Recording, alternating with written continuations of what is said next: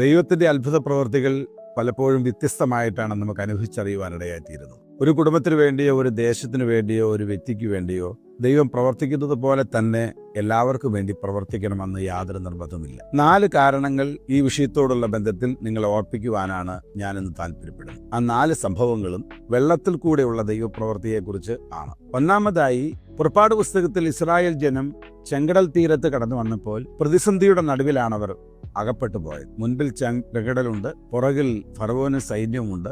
ഓടി രക്ഷപ്പെടുവാൻ കഴിയാതെ ഇരുപുറവും വലിയ പാറക്കെട്ടുകളാണ്. അവിടെ വെച്ച് ദൈവം അവർക്ക് വേണ്ടി പ്രവർത്തിച്ചത് ചെങ്കടലിനെ 2ആയി പിളർന്ന് ഒരു പുതിയ വഴി ഒരുക്കി അവരെ അക്കരെ കടത്തുക എന്നുള്ളതായിരുന്നു. യോന പ്രവാചകന്റെ പുസ്തകത്തിൽ തന്റെ ജീവിതത്തിൽ കടന്നു വന്ന അനുസരണക്കേട് നിമിത്തം യോന ദൈവസേനയിൽ നിന്ന് അകന്ന് തർസീസിലേക്കുള്ള ഒരു കപ്പൽ യാത്രയിൽ ഉണ്ടായ കടൽക്ഷോഭത്തിന് നടുവിൽ യോനയെ തന്റെ ആവശ്യപ്രകാരം സഹയാത്രികരായ പ്രിയപ്പെട്ടവർ കടലിലേക്ക് വലിച്ചെറിയുകയാണ്. ആ കടലിലേക്ക് വലിച്ചെറിഞ്ഞാൽ യോന എന്നേക്കുമായി അവസാനിച്ചു പോകുമെന്ന് എല്ലാവർക്കും അറിയാം. എന്നാൽ എല്ലാ പ്രതീക്ഷകളും നഷ്ടപ്പെട്ട സമയത്ത് യോനയ്ക്ക് വേണ്ടി ദൈവം ഒരു താൽക്കാലിക വഴി ഒരുക്കുവാനിടയായിത്തീർന്നു. ഒരു മത്സ്യം അവിടെ വന്നു. അവനെ സഹപ്രവർത്തകർ വലിച്ചെറിഞ്ഞത് കടലിലേക്കാണെങ്കിലും അവൻ ചെന്ന് വീണത് ദൈവത്താൽ ഒരുക്കപ്പെട്ട ആ മത്സ്യത്തിന്റെ വായിലേക്കാണ്. അത് അവന് വേണ്ടി ദൈവം ഒരുക്കിയ ഒരു താൽക്കാലികമായ ക്രമീകരണമായിരുന്നു. ചിലപ്പോഴൊക്കെ ദൈവം നമ്മുടെ അടിയന്തരമായ ജീവിത സാഹചര്യങ്ങൾ മനസ്സിലാക്കി താൽക്കാലികമായ ചില വഴികൾ ദൈവം നമുക്ക് വേണ്ടി വരും. അത് സ്ഥിരമായിട്ടുള്ളതല്ല.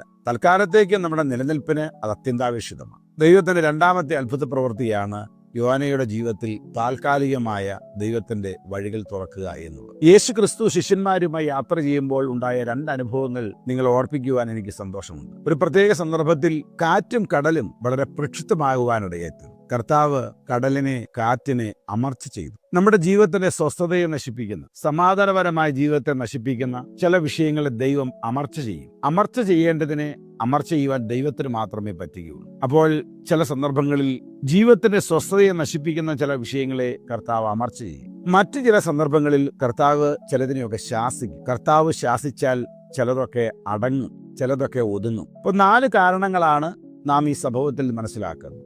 1, കർത്താവ് അമർച്ച ചെയ്യുന്നു. 2, കർത്താവ് ശാസിക്കുന്നു. 3, കർത്താവ് താൽക്കാലികമായി ചില വഴികൾ ഒരുക്കുന്നു. 4, വിഷയത്തെ 2ആയി പിളർക്കുന്നു. ദൈവത്തിന്റെ അത്ഭുത പ്രവർത്തികൾ വ്യത്യസ്തമാണ്. നമുക്ക് വേണ്ടി ചിലതിനെ അമർച്ച ചെയ്യുകയാണോ, ചിലതിനെയൊക്കെ ശാസിക്കുകയാണോ, ചില ഇടങ്ങളിലൊക്കെ നമുക്ക് വേണ്ടി താൽക്കാലികമായ ചില ക്രമീകരണങ്ങൾ ചെയ്യുകയാണോ, ചിലതിനെ 2ആയി പിളർത്തുകയാണോ ചെയ്യേണ്ടത്? ദൈവത്തിന് തൻ്റെ ജ്ഞാനത്തിൽ അത് കൃത്യമായിട്ടറിയാം. ദൈവം അത് ചെയ്യും. നമ്മെ സ്നേഹിക്കുന്ന കർത്താവ് അത് ചെയ്യുന്നത് നമുക്കെന്നും ഒരു അനുഗ്രഹത്തിന് കാരണമായി തീരും.